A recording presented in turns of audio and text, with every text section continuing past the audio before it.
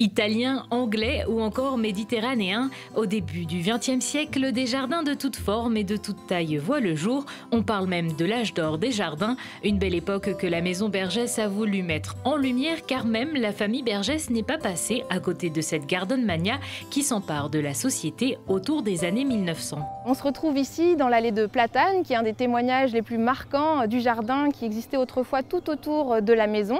Ces platanes ont été plantés autour de 1900 par la famille Bergès, au moment où elle aménage la maison devenue le musée aujourd'hui. L'exposition commence à l'extérieur avec une série de reproductions de photographies dans le jardin de la bâtisse, issues des collections de la maison Bergès. On voit en particulier la famille Bergès qui profite de son jardin, à l'instar des femmes de la famille Bergès. Ici Marie Bergès, donc l'épouse d'Aristide Bergès, qui semble danser ou jouer dans les allées avec sa fille Marguerite et sa belle-fille Marie. En 1897, pour faire bâtir leur maison, la famille Bergès va faire appel à des architectes pour imaginer leur futur jardin, dont les plans originaux ont été conservés par le musée. Les architectes vont proposer aux Bergès un jardin très cohérent, un jardin qui va faire la part belle aux cascades, à l'eau. On voit sur le plan que les architectes proposent de jouer avec le relief de la montagne, créer des terrasses et amener l'eau, notamment l'eau turbinée pour les usines, qui viendrait donc alimenter ce système de cascade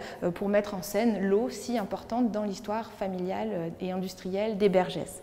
Alors ce projet ne sera pas retenu puisque aujourd'hui dans la cour de la maison Bergès, on a conservé les bâtiments plus simples, les bâtiments modestes qui préexistaient. Que seraient les jardins sans les fleurs? Des fleurs qui vont inspirer des artistes comme Victor Bussière, un ami d'enfance de la famille Bergès. Et avec ce tableau, ça nous rappelle en fait que les fleurs vont être particulièrement importantes dans les œuvres et les créations des artistes également autour de 1900, avec beaucoup de fleurs dans les décors et les formes également des végétaux qui vont inspirer les fameux artistes de l'Art Nouveau auxquels s'ouvre la maison Bergès ici à Lancey.